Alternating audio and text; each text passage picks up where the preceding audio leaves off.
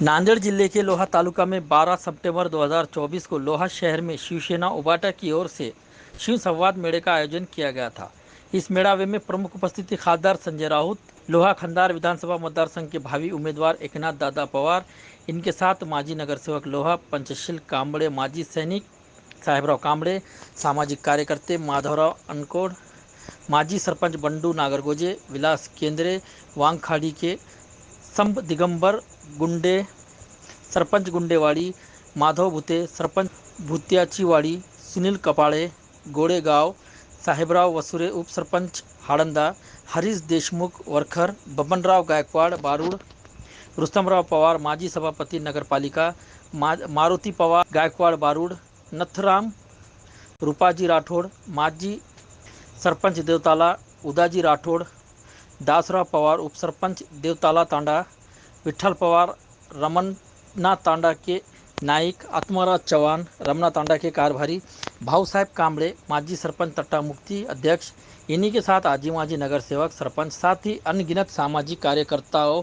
ने प्रवेश किया शिवसेना उबाटा में। खासदार संजय राउत इनके हाथों पर वहां पर पदाधिकारी कार्यकर्ता शिवसेना के भारी संख्या में मौजूद थे। किस तरह की प्रतिक्रिया दी है आइए जानते हैं। ये न्यूज़ कवर की है सैयद अकबर और रवि जोंधळे ने मिलकर। साहेब मी मागच्या वेळी म्हणलं आपण कंधारला कार्यक्रमामध्ये आपल्या आयुष्यामध्ये पहिली भेट भेटली तेव्हा मी तुम्हाला म्हटलं साहेब कंधार सारखं शहर संध्याकाळी 7 वाजता बंद होतंय। मग कंधारला अंधारामध्ये जर उजेड आपल्याला जर दाखवायचा असेल तर शिवसेनेची मशालच पेटवावं लागेल, अन्यथा दुसरा कुठलाही आपल्याकडे उपाय नाही आहे। माझी आपल्या सगळ्यांना विनंती आहे साहेब, अजून एक गोष्ट माझी विनंती आहे तुम्हाला, हा मतदारसंघ थोडा आपल्यावर जातो, ही खूप इमोशनल माणसं आहेत। एक गोष्ट कायम म्हणतायत, दादा हा मतदारसंघ खरंच शिवसेनेला मिळणार आहे का, मग खरंच तुम्ही लढणार आहे का तुम्ही निघून जाणार आहे? तर या प्रश्नाचं उत्तर साहेब खर तर माझ्या मतदारसंघामधल्या लोकांना पाहिजे। मी तुम्हाला आज अभिवचन देतो साहेब, या मतदारसंघामध्ये निवडणूक अजून 2 महिन्यावर आहे। विधानसभेच्या निवडणुका जाहीर झालेल्या नाहीत, परंतु विधानसभेच्या निवडणुका जाहीर न होता आज गावागावामधला सर्वसामान्य माणूस, सगळ्या जातीमधला, सगळ्या धर्मामधला, सगळ्या माणसांना या ठिकाणी घेऊन या मतदारसंघामध्ये किमान 25 ते 30 हजाराचं लीड आज आपण मिळवू शकतोय। चित्र लक्षात ठेवा। आणि ह्या मतदारसंघामध्ये सर्वसामान्य माणसाने मनापासून ठरवलंय की तुमच्या खोट्या राजकारणाला, लबाड राजकारणाला, आश्वासन देऊन फक्त फसवणाऱ्या राजकारणाला, गावागावात भांडण लावणाऱ्या, जाती जातीत भांडण लावणाऱ्या, भावाभावामध्ये भांडणाऱ्या राजकारणाला या पुढच्या काळामध्ये या मतदारसंघामध्ये जनता आपल्याला हद्दपार केल्याशिवाय राहणार नाही। मी तुम्हाला आज अभिवचन देतो साहेब, माझ्या इथल्या शेतकऱ्याची आर्थिक परिस्थिती सुधारली पाहिजे, इथल्या शेतकऱ्यांना हमीभाव मिळाला पाहिजे, इथल्या शेतीवर आधारित उद्योग आपल्याला या ठिकाणी आणावे लागणार आहेत, इथला एखादा कारखाना आपल्याला या पुढच्या काळामध्ये चालू करावा लागणार आहे, माझ्या बेरोजगार तरुणांना या ठिकाणी आपल्याला साथ द्यावी लागणार आहे। आणि हे जर करण्यासाठी मला अभिमानाने सांगावं असं वाटतंय की आदरणीय साहेब तुमच्या नेतृत्वामध्ये कधी कधी माझ्या मतदारसंघामधल्या लोकांना माहित नाही, परंतु आदरणीय संजय राऊत साहेब एका मोठ्या भावासारखा आधार माझ्या मागे तेवढ्याच ताकदीने उभे आहेत। आणि तेवढ्याच ताकदीने खरं जर बघितलं, मी कधी संकटात असेल, कधी अडचणीत असेल, कधी दुःखात असेल, एक मोठा भाऊ माझ्या पाठीवर त्यांनी कायम आशीर्वाद दिलेला आहे। आणि तुम्हाला अभिवचन देतो, कधी कधी साहेबाला दुर्दैवानं प्रश्न अत्यंत वाईट, म्हणजे सगळ्या तालुक्यामध्ये जेव्हा पीक विम्याची दुष्काळी परिस्थिती जाहीर होते आणि लोहा कंधार मतदारसंघामध्ये होत नाही, दुर्भाग्य आहे। याचं कारण काय? इथले आमदार खासदार पीक विमा कंपनीची साठेलोट करायचं, पैसा घ्यायचा आणि सर्वसामान्य माणसाची वाईट परिस्थिती करायची, ही इथल्या मतदारसंघामधल्या आमदार खासदारांना परिस्थिती आहे। मी तुम्हाला आज अभिवचन देतो, या पुढच्या काळामध्ये पीक विम्यासाठी शेतकऱ्याला आंदोलन करावं लागणार नाही, कारण आदरणीय उद्धव साहेबांच्या नेतृत्वामध्ये महाराष्ट्रामध्ये आपलं सरकार येणार आहे। आणि या सरकारच्या माध्यमातून आपल्याला निश्चितच या पुढच्या काळामध्ये पीक विमा असेल, दुष्काळी परिस्थिती असेल, यासाठी आपल्याला आंदोलन करावं लागणार नाही। साहेब माझी विनंती आहे तुम्हाला, थोडासा हा मतदारसंघ लांब आहे, मुंबई पुण्यापासून लांब आहे, परंतु दुर्दैवानं हे जे शहर आहे लक्षात ठेवा, इथल्या शहरामधली जर परिस्थिती बघितली की कंधार सारखं शहर असेल, लोह्यासारखं शहर असेल, इथल्या पाणी पुरवठ्याच्या योजना सुद्धा कागदावर आहे। कागदावर जलजीवनच्या माध्यमातून केंद्र सरकार पैसे देत होतं, राज्य सरकार पैसे देत होतं, परंतु दुर्दैवानं इथला ठेकेदार सुद्धा भारतीय जनता पार्टीच्या नेत्यांचा जवळचा आहे आणि तो पुढच्या काळामध्ये मी तुम्हाला या सगळ्या ठेकेदारांना त्याची चौकशी करून आपला तुरुंगामध्ये टाकायचं काम करावं लागणार आहे. कारण माझ्या सर्वसामान्य माणसाला आज पाणी देण्यासाठी जर तुम्ही काम करत नाही, त्यांचे फक्त पैसे खाण्यासाठी काम करताय, अशा पद्धतीच्या वृत्तीला सुद्धा आपला ठेचायचंय. माझी आपल्या सगळ्यांना विनंती आहे, 2 महिन्यावर निवडणूक आहे आणि 2 महिन्याची निवडणुकी आपल्या सगळ्यांना हातामध्ये घ्यायची. एखादा कार्यकर्ता आपल्याकडे येईल, कधी वेळ मिळेल नाही मिळेल, परंतु सगळ्यांनी मनापासून ठरवायचं आहे. कारण तुम्ही एकनाथ पवार आहे, तुम्ही उद्धव साहेब आहे, तुम्ही मशाल घेऊन लढताय, लक्षात ठेवा.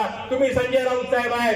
अशा पद्धतीचं चित्र पुढच्या काळामध्ये निर्माण करून की लबाड मंडळी आपल्या गावागावामध्ये येतील, त्यांना सांगायचंय बाबा 25 वर्ष 30 वर्ष माझ्या गावाच्या रस्त्याच्या अनेक नारळ फोडली, 10 कोटीचे रस्ते पेपरवर तुम्ही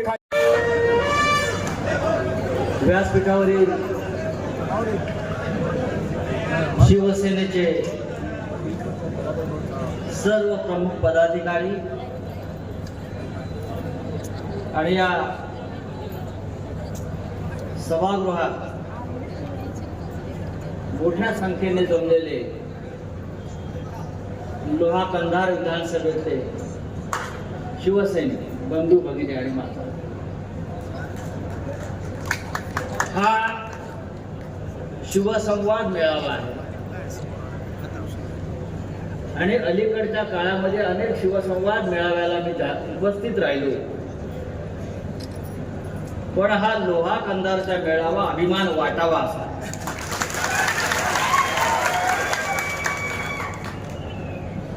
ज्या मतदारसंघामध्ये आज शिवसेनेचा आमदार नाही, शिवसेनेकडे कोणतंही सत्तेचं पद नाही या मतदारसंघात, आणि तरी उद्या आम्हाला आमदार निवडून द्यायचा आहे, उद्या या विधानसभेमध्ये आम्हाला मशाल पेटवायची आहे, या जिद्दीनं हजारोच्या संख्येनं आपण इथे उपस्थित आहात, त्याबद्दल आपल्या सगळ्यांचं अभिनंदन.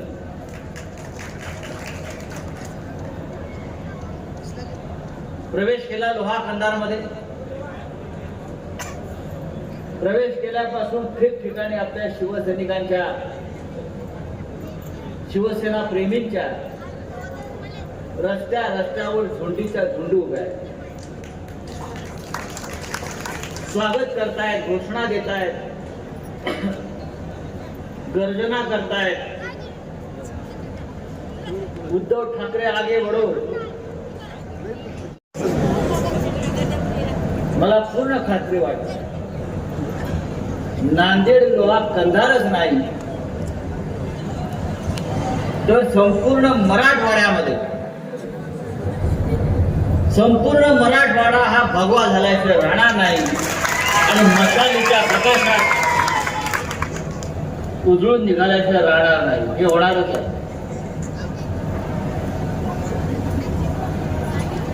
एकनाथरावजी पवार, आपण फार मेहनत करताय, आपल्या मेहनतीचं फळ आपल्याला नक्की मिळेल.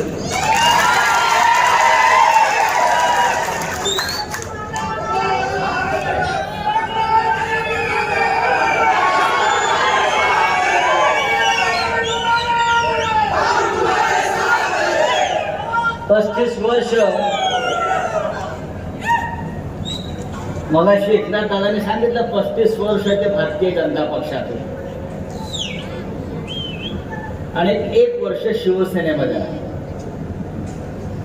पण त्या 35 वर्षापेक्षा हे 1 वर्ष त्यांना फार भारी वाटतंय.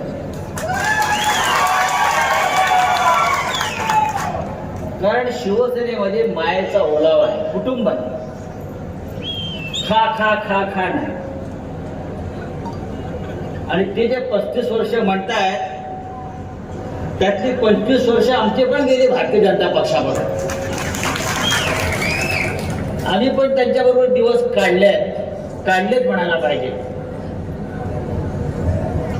आणि ते कसे काढले आणि मग आम्ही त्यांना कसे बाहेर काढले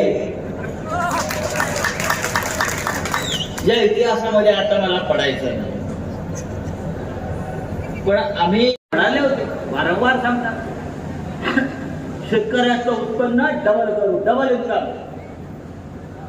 आतापर्यंत मोदी 3 वेळा प्रधानमंत्री झाले. डबल काय आम्हाला शेतकरी इन्कम झाले काय दाखवा त्याला. शेतकरी का आमदनी हम डबल करेंगे, डबल करेंगे. सगळ्यात जास्त आत्महत्या या महाराष्ट्रात या मराठवाड्यात होत आहेत, हे कोणीतरी त्या मोदींना जाऊन सांगायला पाहिजे. या लोहा कंधारमध्ये आत्महत्या होत आहेत, त्या नांदेडमध्ये आत्महत्या होत आहेत. आणि अशा परिस्थितीमुळे एकनाथ शिंदे, देवेंद्र फडणवीस, अजित पवार हे विधांत सरकारचा एक फूल दोन डाऊटफुल हे सरकार त्या महाराष्ट्रातील फक्त लूट करताना निवडणुका घ्यायची हिंमत आहे का यांच्यामध्ये? विधानसभा निवडणुका सोडा, या राज्यातल्या 14 महानगरपालिका, नांदेड महानगरपालिका सुद्धा बंद टाळत लागलेला आहे. जिल्हा परिषद निवडणूक घेऊ शकत नाही. एकही निवडणूक घेण्याची हिंमत त्याच्यामध्ये नाही. लोकसभा निवडणूक महाराष्ट्रात घेतली आणि पराभूत झाले. हे महाराष्ट्राच्या लोकांच्या मनामध्ये काय आहे? उद्या विधानसभा घ्या, 180 आमदार महाविकास आघाडी निवडून आले, अशा प्रकारचे वातावरण राहिलं. मगाशी एकनाथराव पवार आपण उल्लेख केला उद्धव साहेबांचा. या राज्याला उद्धव ठाकरे साहेबांच्या रूपानं एक अत्यंत सज्जन संयमी. एडवांस बुकिंग शुरू है इफ्तेखार पार्क की. Sky line contractor and engineer private limited की पेशकश इफ्तेखार कॉलोनी साथ ही शुरू की जा रहा. दूसरा प्रोजेक्ट इफ्तेखार पार्क परभनी शहरधार रोड स्थित कलेक्टर द्वारा मान्यता प्राप्त NA-44 लेआउट, जिसमें आपको इस प्लॉटिंग में यह सुविधा मिलेगी. मेन रोड 50 फीट और अंदर के रोड 40 फीट, 30 फीट, साथ ही साइड में गटू भी डाले हुए. हर प्लैट के पास रोड आप देख सकते हैं, आपको नजर आ रहे हैं. रोडों का काम भी अच्छे से मजबूती से किया गया है ताकि आने वाले 40-50 साल तक रोड नाली की दिक्कत ना आ सके. इस तरह से ध्यान में रखकर प्लैटिंग को डेवलपमेंट की गई है. आपको सारी सुविधा मिलेगी. जैसे हर घर में नल भी होगा, हर प्लॉट पर नल कनेक्शन जोड़ा गया है और रोशनी के लिए लाइट भी अच्छे से पोल बिठाए गए हैं और 30 फीट पर बोर को पानी, 2.5 से 3 फीट पर मुरूम 2. अलग अलग गार्डन जैसे लेडीज और जेंट्स के लिए आप इस वीडियो में ये नज़ारा देख सकते हैं. गार्डन कितना शानदार बनाया गया. इसमें बच्चों को खेलने के लिए खिलौने भी सेट किए गए और 4500 स्क्वायर फीट में शानदार मस्जिद भी होंगी. हवा के लिए 2 पेड़. हर घर प्लॉट के सामने इन पेड़ों में कुछ ऐसे पेड़ है जो 6 महीने में कलर चेंज होते हैं. मराठवाड़ा में पहली बार मुस्लिम एरिया में डेवलपमेंट देखने को मिला है. साथ ही skyline contractor and engineer private limited company के डायरेक्टर मेराज सिद्दीकी, इनका सेकंड प्रोजेक्ट इफ्तेखार पार्क इस नाम से शुरू की गई है. ये भी इसी इफ्तेखार कॉलोनी की तरह ही डेवलप किया जा रहा है. कलेक्टर NA-44 और साथ ही एडवांस बुकिंग शुरू की गई है. इस प्लैटिंग में सिर्फ 115 प्लॉट है, जिसमें एक ही साइज 22 बाय 40 के 71 प्लॉट निकाले गए, जिसकी कीमत 13,50,000 रुपए रखी गई है इफ्तेखार पार्क की. और एक खास बात, इस प्लैटिंग से सीधे धार रोड को रास्ता भी निकाला गया है. इसमें भी लाइट नल नाली रोड और हर प्लैट के सामने पेड़ लाइट पोल, खुद की DP, जिनकी ख्वाहिश है ताकि वो ख्वाहिशमंद भी ले सके. इफ्तेखार पार्क आमदनी और जरूरत पर ख्याल रखते हुए ये प्लॉट निकाले गए. आप भी एक बार जरूर जाकर देखें और अपने सपनों को पूरा करें. जानकारी के लिए मौलाना अब्दुल रशीद नदवी, इन्हें 9997077513 इस नंबरों पर कॉल करके जानकारी हासिल कर सकते.